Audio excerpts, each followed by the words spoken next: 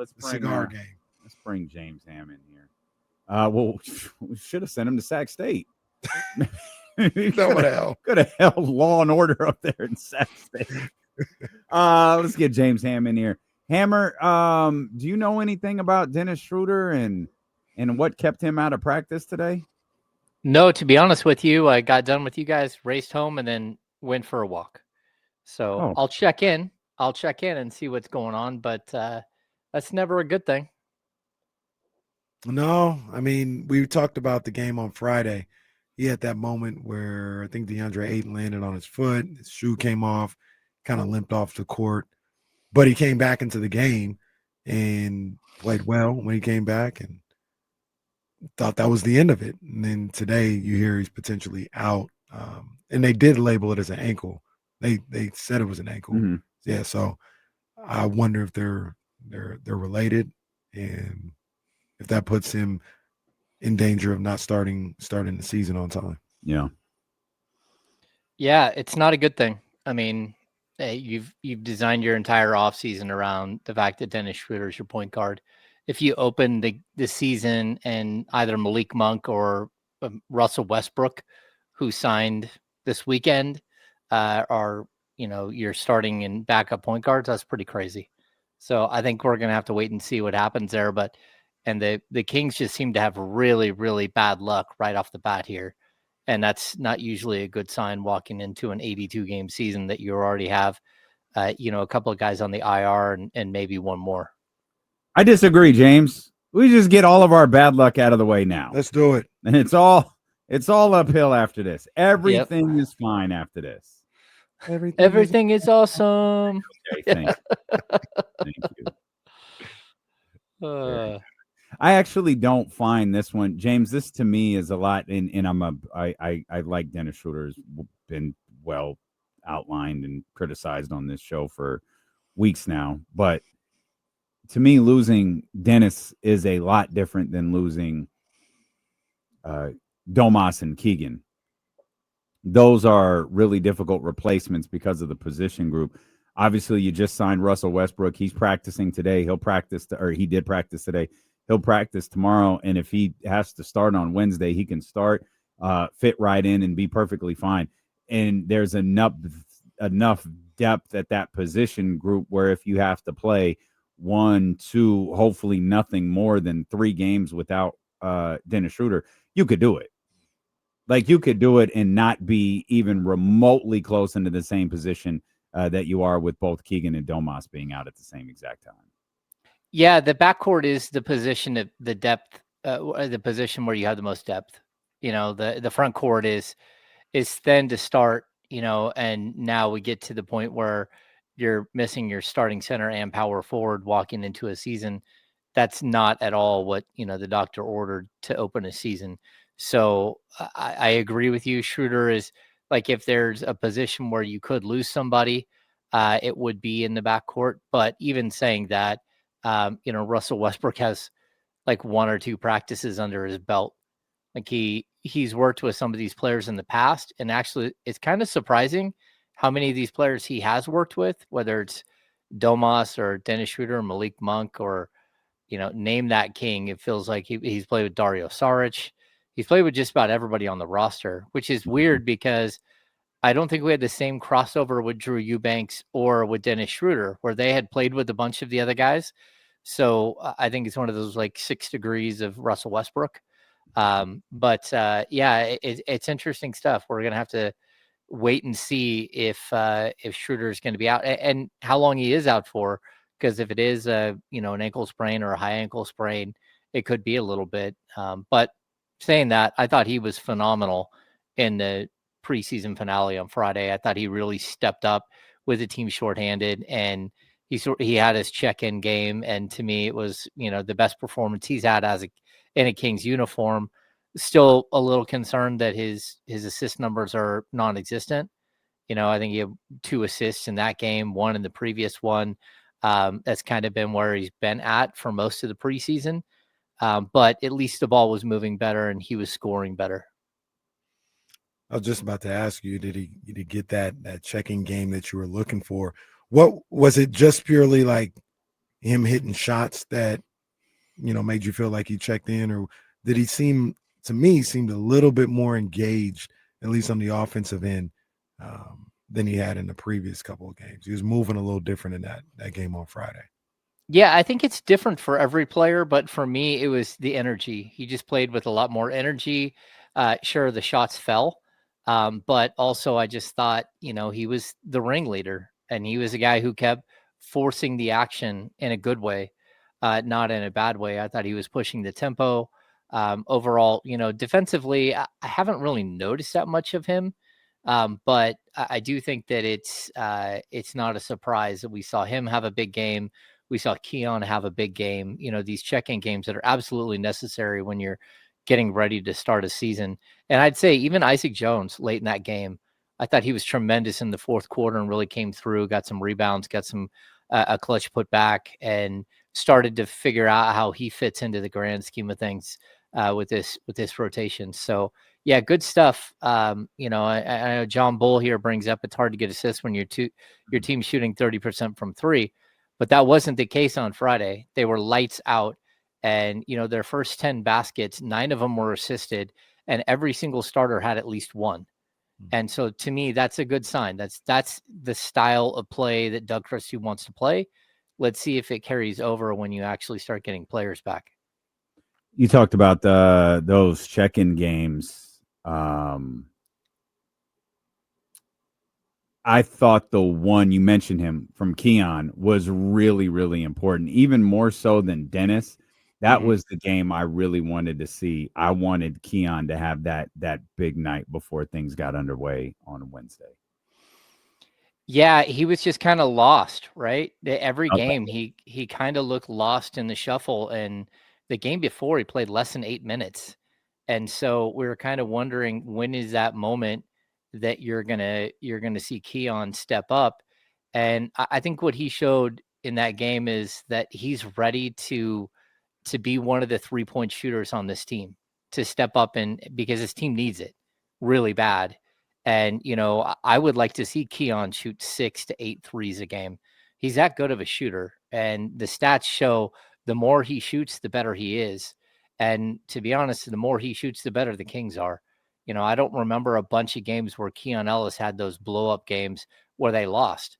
Like, when he gives you that different element, when he's a sniper from the outside, you're just a much better team. And so I'm hoping that this was sort of a get right game for him, but also one that cemented him as part of the opening rotation. Because barring injury, there's a possibility that he could be one of the guys to draw the short straw, and we'll see.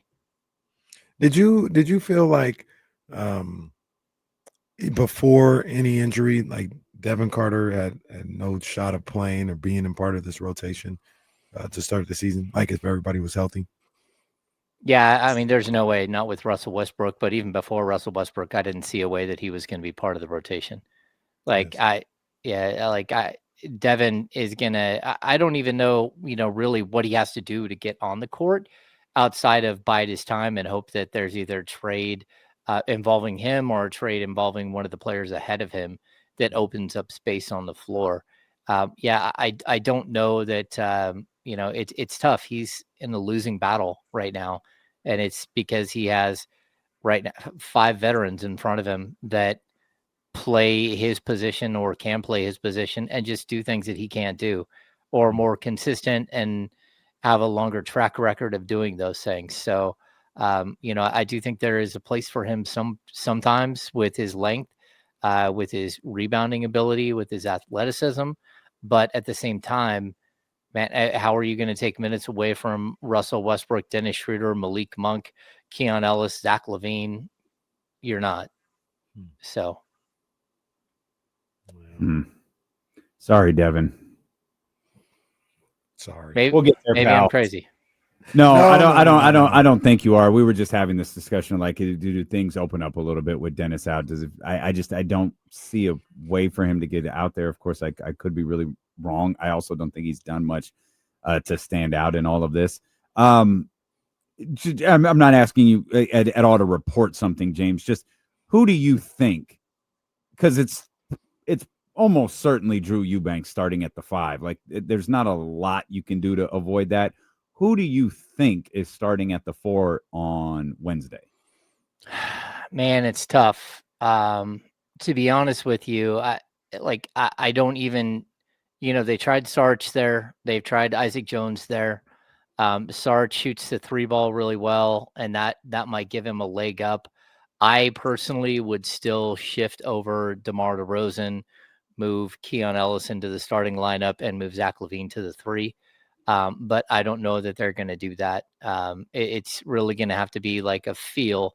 And, every team is different. Like, who are you up against? But I really like the idea of Keon Ellis starting against Devin Booker. Like, give yourself an opportunity to slow down their number one scoring option. And outside of that, like, they have a lot of centers. They went from having like very few centers to all of a sudden they went out and got Mark Williams. They've got Nick Richards. They've got they drafted the kid with like the number 9 pick or number 10 pick, Malik. Like, they've got a ton of depth at that position, and it's big. It's a lot of big players. So somebody's going to have to get a body on Mark Williams right off the jump.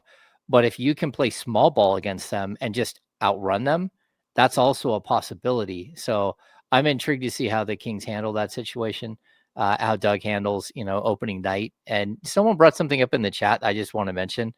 And it's Stevie B asked, do I think that the Kings we're seeing a lot of injuries because of the pace Doug is pushing? And I'll tell you, the 2 injuries that they have that are like very specific, Keegan Murray got swiped down on by Shaedon Sharpe and hurt his hand. That has nothing to do with pace. And to be honest with you, I thought Domas got thrown into the front row by Zubats, and that's where he started grabbing at his back and his glutes. And so I wouldn't be surprised that that's where he got hurt. And that has nothing to do with pace of play. Like, if we're seeing a bunch of soft tissue injuries like a hamstring, but I thought the hamstring was very specific. It was part of being chucked into the front row while they were fighting for a rebound. So that's just all I have on that. And also to add to that, the Dennis Schroeder thing, we saw what happened. Somebody came and stepped on his foot, after a shot or his ankle. And that seems to be what kind of tweaked his ankle a little bit. So I don't feel like it's from anything that's going on in training camp. And sometimes it's just you get these freak injuries, that pile up on you. And hopefully it doesn't pile up much more for the Kings, but that's what's been going on with them.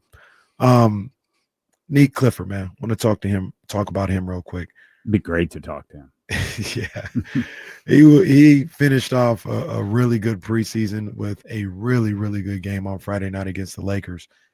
Do you think anything that he's done in this training camp and in this preseason has been able to boost like his playing time, the minutes he's going to get, or was he already kind of in that conversation to begin with? I think he's already in the conversation, to be honest with you. But at the same time, I think every time he stepped on the court, he earned more. And I think the excitement around him is genuine. Like, you're watching a kid who just seems to get it. And the last time I really feel like we had a rookie walk in the door and really just got it was Tyrese Halliburton. Now, I'm not going to say he's going to turn into Tyrese Halliburton and start averaging 20 and 10. James C. Well, but look at what the passing.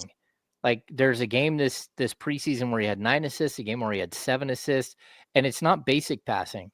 Man, that pocket pass he dropped down, I think it was to Isaac Jones with the left. Yeah, Isaac Jones. Nasty, bro. Just gorgeous. And the fact that he can defend multiple positions.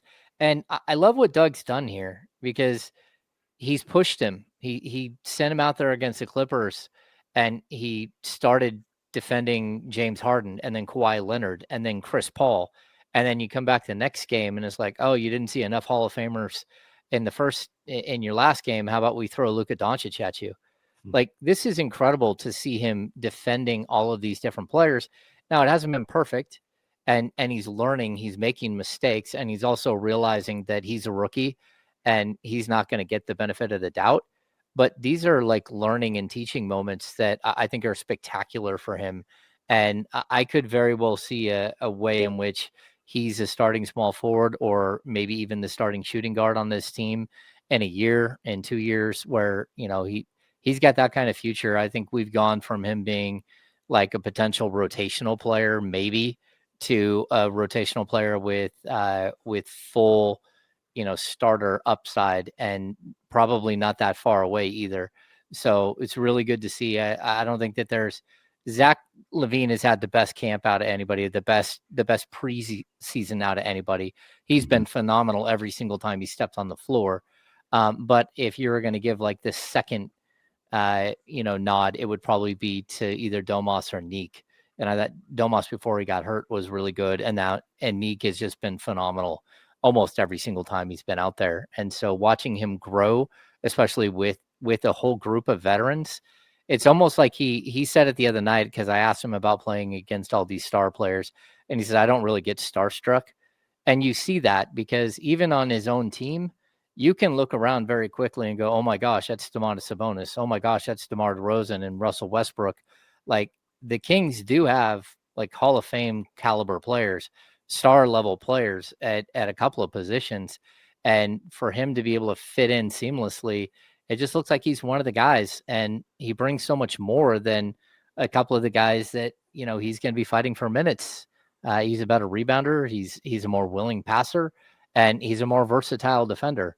You're wondering whether he can hold up and as a rookie, but I don't know. If he brings all those other intangibles, I'm kind of on board with him playing as many minutes as you can get him. Yeah. And that's by any means necessary. Like, however you have to get him into the lineup, you can, and you can probably fluctuate at a couple of different positions to just make sure he's out there on the floor. Yeah. He by all early accounts, he is extremely talented. Yeah. And he's going to bring a lot to this basketball team. It's just a question of how much and when. Like, how quickly can they get him really heavily involved? How quickly do they want to get him really heavily involved? Like, I remember Tyrese's rookie year, Kings were winning game, like, and then I think he got hurt, and all of a sudden, like, the Kings couldn't win anymore. Like, they fell apart without Tyrese Halliburton on the floor. And I'm just envisioning this scenario where you've got Keegan out and Domas out, and maybe potentially Dennis out. And it's like, no, it's cool. Neek is here, and the Kings rally, 3 wins to start the season. That'd be crazy. And these guys start to come back, and Neek catches a cold, misses a game. Oh, the Kings lost. Yeah, I see, like, Michael Fregger in here in the chat says, is Jalen Williams a ceiling comp for Neek? I'm not putting that on Neek Clifford yet. Let's see who he becomes. I'm intrigued. I think he's a better passer than Jalen Williams, more creative passer. But whether he plays with the same amount of force or has the same athleticism as Jalen Williams, and not only that, but Jalen Williams is like a second-team All-NBA defender. Like, that's a big thing to put on Neek Clifford early in his career. What you're hoping is that he's a rotational player that potentially is a long-term starter. And if you get that with a 24th pick in the draft, then you did a spectacular job of drafting. The thing that I like about Neek too is he's a little bit of a throwback to the old days of the NBA draft, because he's an older player. I think he was a senior at Colorado State. It played a little while. So when they get drafted, they come into the NBA. They're grown-ups, and they've seen basketball, and there's not as much of a learning curve as opposed to an 18, 19-year-old who still has to develop, still has to learn the game. This is how it used to be when people would draft players, because they stay in college, so they were like 21, 22 years old. So they come into the league and they were ready to play basketball. And that's kind of what I see from Neek Clifford, because he did have such a long college career. The learning curve isn't as great as it is one of the younger guys usually. Yeah, I totally agree, Kenny. He played 3 years at Colorado, 2 years at Colorado State. And the things that I really like about him is, like, you can see where he worked on different aspects of his game. So as a rookie, as a freshman, he's at like 0.4 assists per game. Then it's 1.3, 1.5, then it's 3, and then it's 4.4 in his senior year. That's really, really good to see a player who's quietly learning and understanding.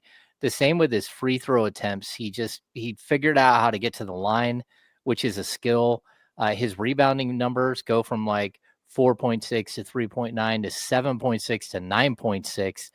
That's just a player who's figuring it out. And they really had a game plan. We talked to one of the assistants at Colorado State when Nick was there, but now he's elevated to the head coach. And he was super clear that like they had a game plan to talk Nick into sticking around for a 5th year. And that game plan equated to him converting his game from a 3-and-D player to like an all-around basketball player. And they worked really hard to get his 3-point shot up, to get his rebounding numbers up, and then for him to create shots for himself and for others. And while doing that, get to the free throw line. All of those things, Nick just checked all the boxes, and it's why his numbers look so impressive. And this is the one thing I kept saying, because you remember when we got to Tyrese Halliburton in the draft, right? That is the pandemic hits. And I wrote, I think it was 23 mock drafts for NBC Sports, all off of the same exact draft. And with Tyrese, it was very specific. If he can translate his game to the next level, he's going to be incredible. If he can't, he'll fall by the wayside like so many others. It's not like there haven't been players like him, like Johnny Davis, who come into the league and should have all of those same skills, right? But it's all about being able to translate your skill set to the next level. And Tyrese Halliburton was not this type of passer in college. Did he make passes? Yeah, but we're talking about a guy who averaged 5 assists a game, something like that at the college level, not a guy who averaged 10. And so watching Nick take all of these steps, and then the first thing he does in preseason and in summer league is start throwing up, numbers on the assist chart, like close to 10. And you're like, wait a sec, where does this come from? And that just comes from having an extremely high basketball IQ and getting it and figuring out how to fit in. So I think the early results here are really good. I don't think he's going to average 9.8 rebounds per game at any point in his career, but the fact that from a guard or a small forward position, he might be able to get you 5 or 6 is really good. And you're hoping that all of these numbers start to translate. Do you think that type of, like the type of way that he's played, does that maybe put a little pressure on DC, or a little pressure on his coaching staff? Like, hey, yeah, I know what we got here in terms of what our roster. We got to get Nick out there. We got to get him out on the basketball floor. Yeah, it does. I told you guys early on, I think one of the most difficult things for Doug Christie this season, and they just added to the problem, is if you have a veteran, a future Hall of Famer, a multi-time All-Star at whatever position, how do you tell them that they're going to have to sit? How do you tell them that they're not going to get to play 30 plus minutes? I mean, you go back, the year before the Kings signed DeMar DeRozan, he led the league in minutes played at 37.8 per game. Last year, he's one of the Kings' leaders in minutes per game. Like, there could come a point where Nick Clifford just pushes his way in. And to be honest, his ability to shoot the three, his ability to defend multiple positions, his ability to pass and be a willing passer, his ability to rebound, those are all things that he walks into the league. He doesn't have the experience of DeMar DeRozan, but he might be better at every single one of those aspects of the game than DeMar. And so you're going to have to, like, there's going to have a point in the season where, like, tough conversations, or it'll take care of itself, whether it's trade, whether it's injury, whether it's having to play a different position. I think that's where, like, this Kings team, it just has so many question marks going into it. But yeah, I could definitely see a moment during this season where he's pushing for 24 to 30 minutes a game. And it's just because he's so good and he helps winning. That's I think the biggest key is that his style of play and the things that he's doing on the court usually translate to victories. And so you're hoping that you found like a diamond in the rough here. Let's come back. Hang on, Hammer. We've obviously got a lot more to talk about. as the Sacramento Kings season gets underway in just a couple of days. Wednesday in Phoenix. We'll talk more about the addition of Russell Westbrook and what these first couple of games might look like and why they might not look the same on a night-to-night basis. That's ahead here with Elam and Casey, and our insider from the Insiders is James Ham on Sacramento Sports Leader, ESPN 1320. We're clear. Check this out. Last year, the Cowboys and the 49ers played on Sunday Night Football. They averaged 24 million viewers across NBC, Peacock, NBC Sports digital platforms. Mm-hmm.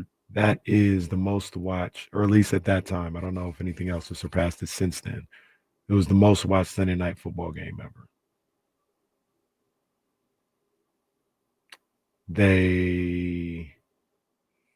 Since the series started in 2015. Okay. They broke down the metered markets. Number one was Dallas at 22.0. Number two is Sacramento, 9.8. Yeah, no surprise. San Francisco was 3, 18.7. Always interesting when I see that. I not surprised that Sacramento is high up there, but they're above San Francisco is what was interesting to me. We do have news that Ty Jerome is out for at least a month after being diagnosed with a high-grade right calf strain. Ooh, that team is in shambles. I mean, Jaw's out. Scottie Pippen Jr. I saw was out. Mm-hmm. Brandon Clark is out. Their big boy is out. Zach Edey's out for, I don't know, a month or two. Yeah, they're already a disaster.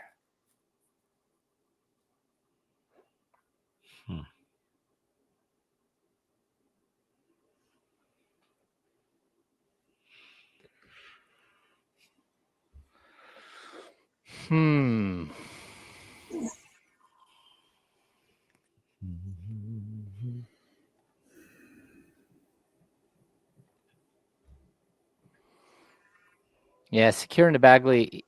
Neek shot 33% from 3 on how many attempts? I mean, it can't be more than like 12. I don't even know if it was that. Was he 3 for 9? I don't know. That's a really small sample size. 5 of 16. Okay. Securing the Bagley says, "This is my brand. Securing the Bagley is my brand. It doesn't matter that it's Bagley. This is my brand." That's right. I understand it. Tony, Levine looks good. Can compete for an all-star spot this year.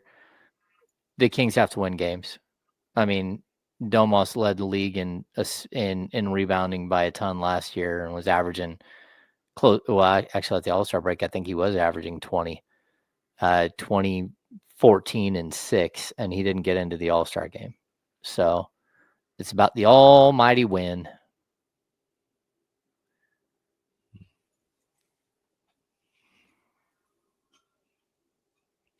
Fantasy basketball seems crazy. I'm in a league with Tony. Sacktown Tony, 1951.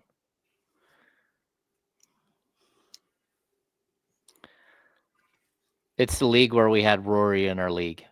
Oh, and, Drake. And Rory passed away, and we didn't know it last season. What did Trey Greenlaw do to a ref? I saw that pop up earlier, but I didn't know what he did. He ran to the ref and they said he threatened him. Yeah. I'm just glad he's back on the field, even though he's going to be suspended. Well, Bryce Huff is out 2 weeks. What the hell? Jeez. Goodness gracious. At this point, it's just fun. Have a good game, get hurt. That's what happens. Yeah. I mean, the coaching that Shanahan and Saleh have done is just like off the charts.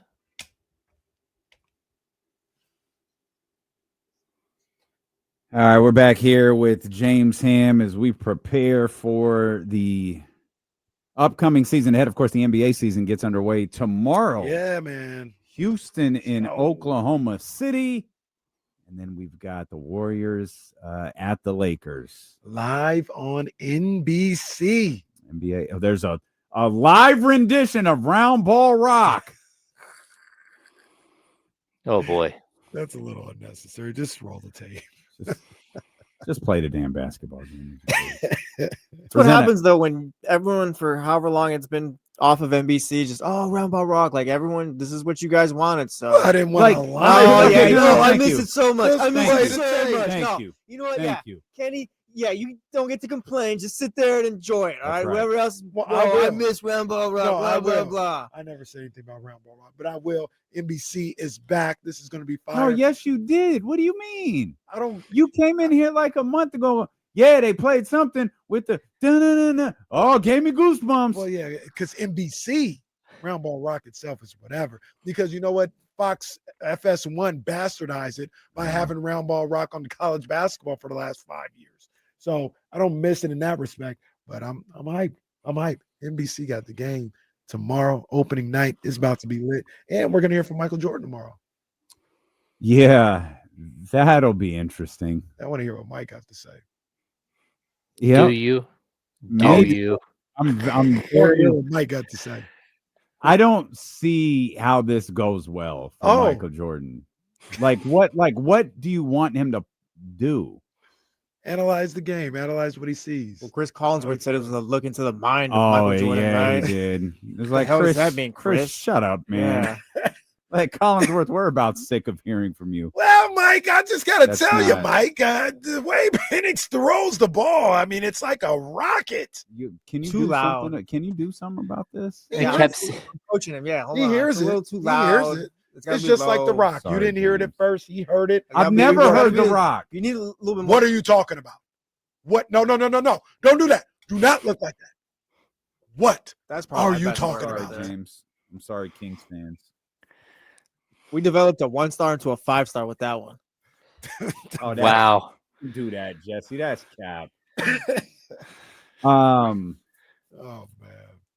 Doug has said several times this training camp and preseason about he's used that old coach's line about it's not about who starts, it's who finishes. And obviously there have been a lot of questions about who's going to be in the starting lineup because the absence now of Keegan Murray and DeMontis Sabonis. And I really feel like Doug is positioning something to where, because again, he has said it so many times that he's preparing us for, yeah, that closing lineup's not going to be the starting lineup. Like you're going to see some different looks, and a lot like he did last year, he's going to coach this game on a feel. And if he feels like someone is off that night or is not playing well, or if this matchup is better for this matchup, like he's going to do it. It's not going to be a cookie cutter rotation for Doug Christie in this version of the Kings. No, I think the last 5 minutes of a game are going to be the most difficult coaching job he has to do. Like, first of all, you hope that you're in a game, or that you hope that you're close enough that you can either come back and win, or that you've got a lead that you can hold on to. But in those situations, man, you're going to have Malik Monk chirping at you. You're going to have Russell Westbrook chirping at you. You can have DeMar DeRozan looking around saying, "Don't you know who I am?" You know, and then at the same time, you're going to have guys like Keon Ellis who play defense and shoot threes. You know, you're going to have guys like Keegan Murray who, you know, when he's back, you're going to need his defense. You're going to have guys like Domas. Like, I don't know who's going to finish games, but you know, this is where I think the one ball thing is going to be a problem.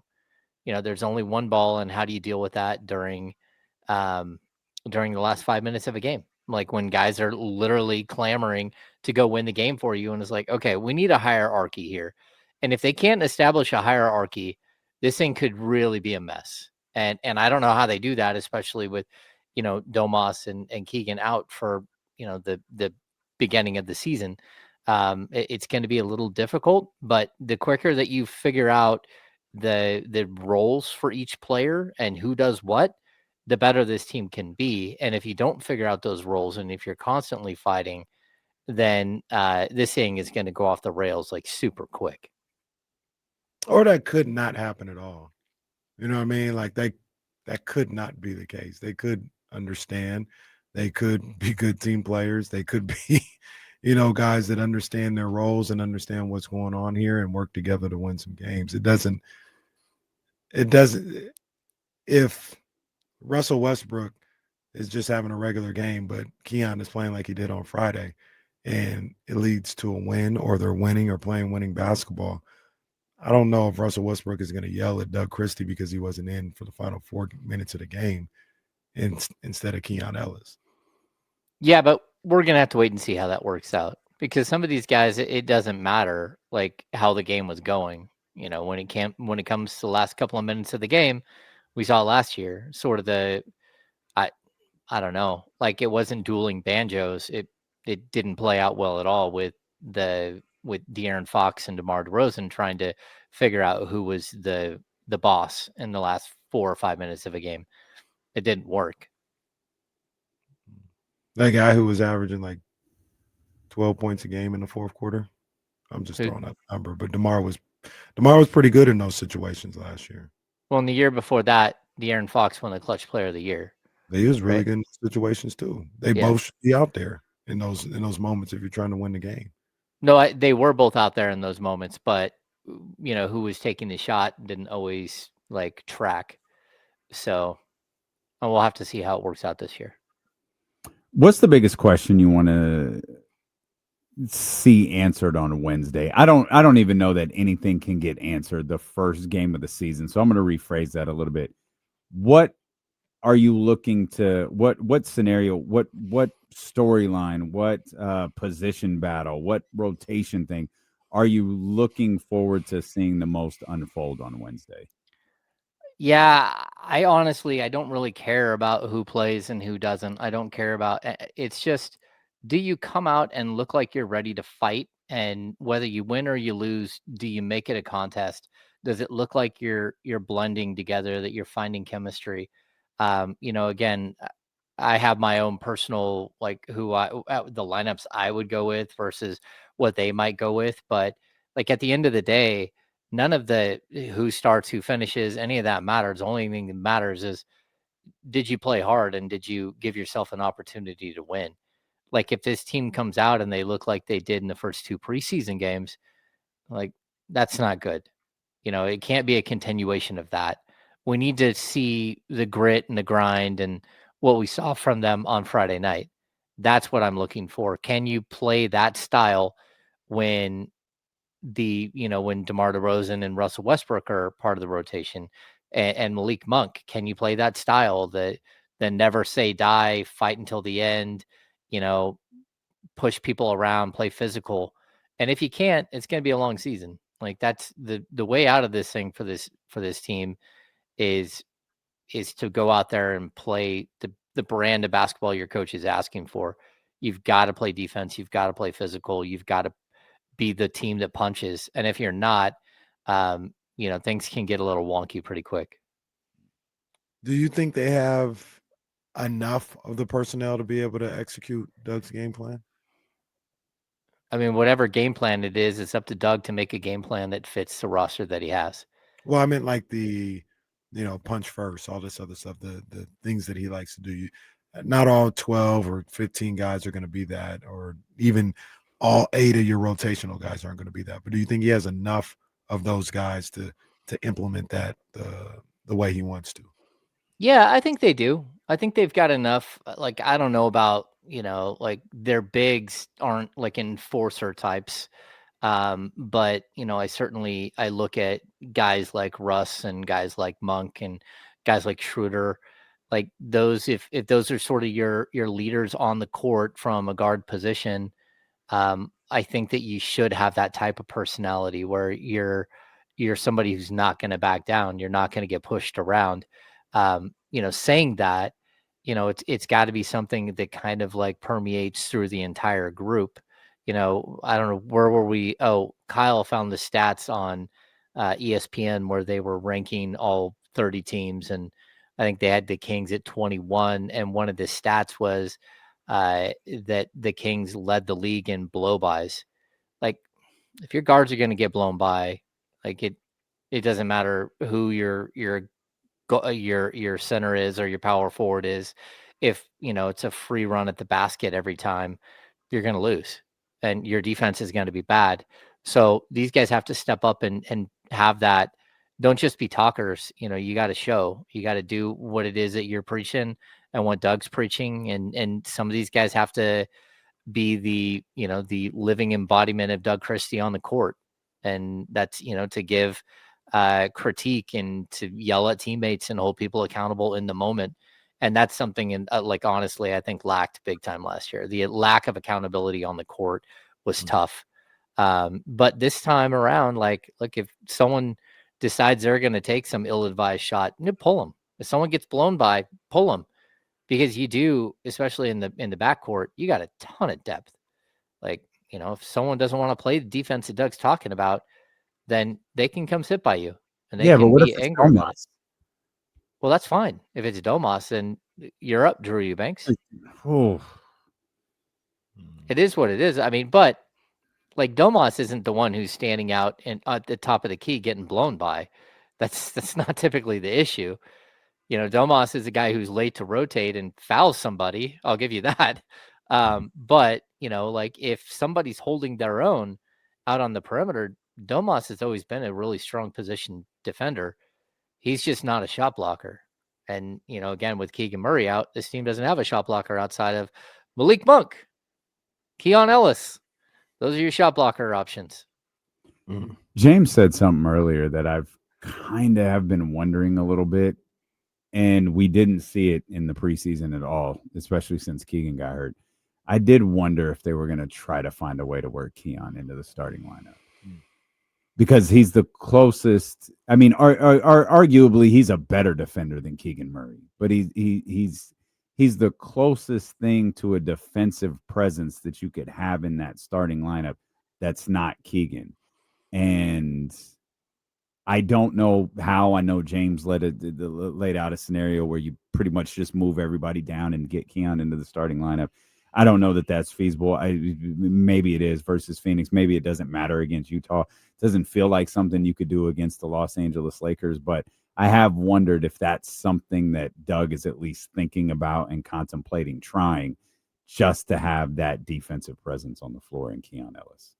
Yeah, I think Keon is your best perimeter defender. I think that Keegan is a more versatile defender. He can defend, probably 1 through 5, where I think Keon is more of a 1, 2, and sometimes he can defend the 3.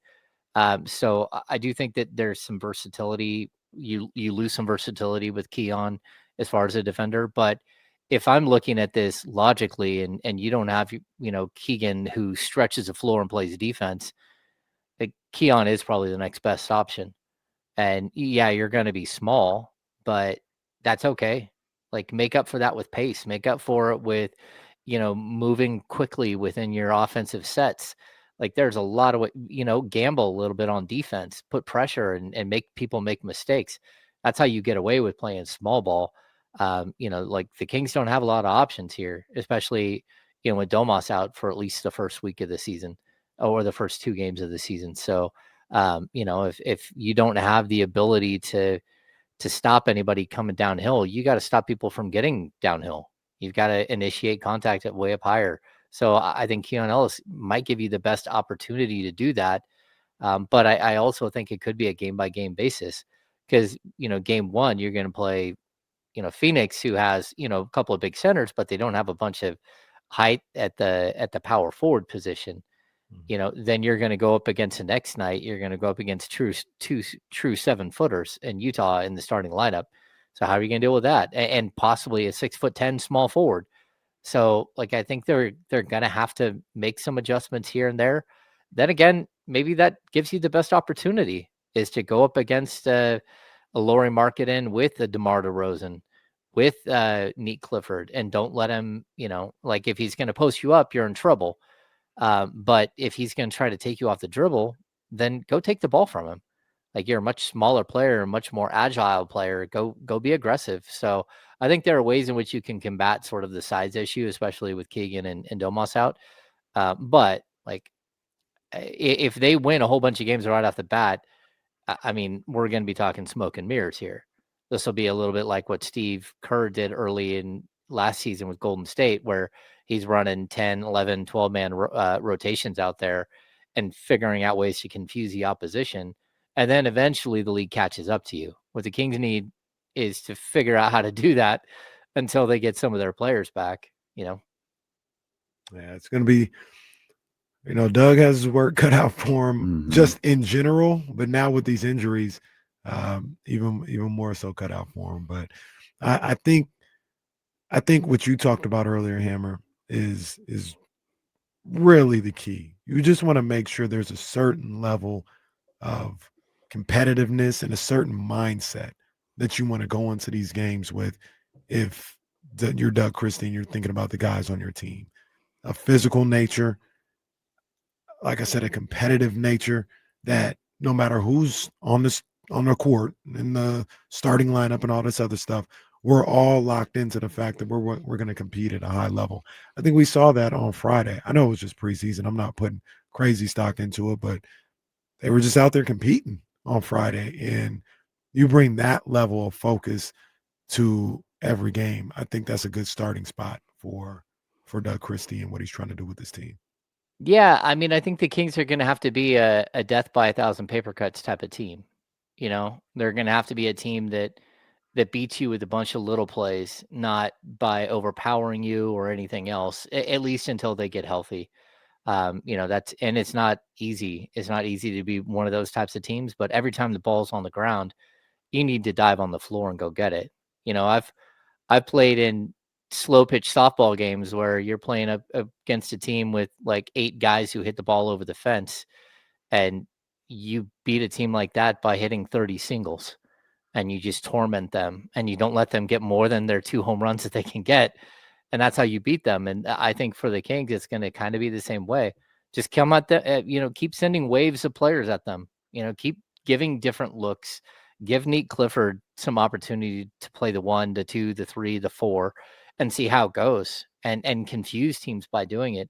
But at the end of the day, like, nobody feels bad for the Kings. Like, again, we talked about Memphis a little while ago.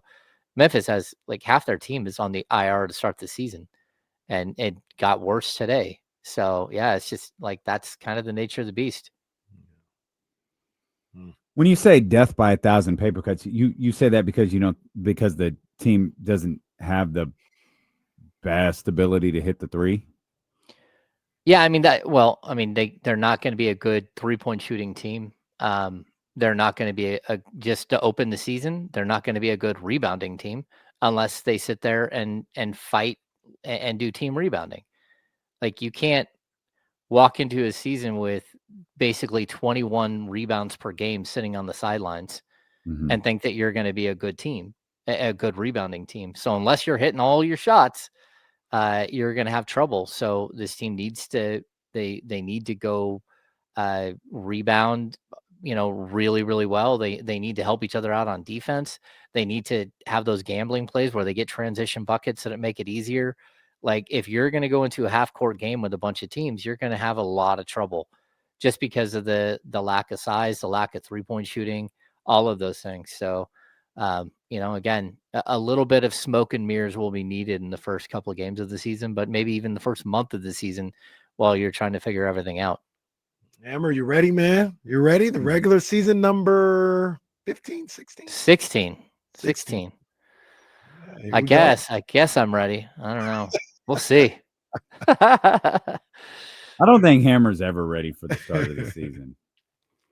I think I'm always ready for the start of the season. I think this year physically I'm in much better shape than I have been in, more than a decade.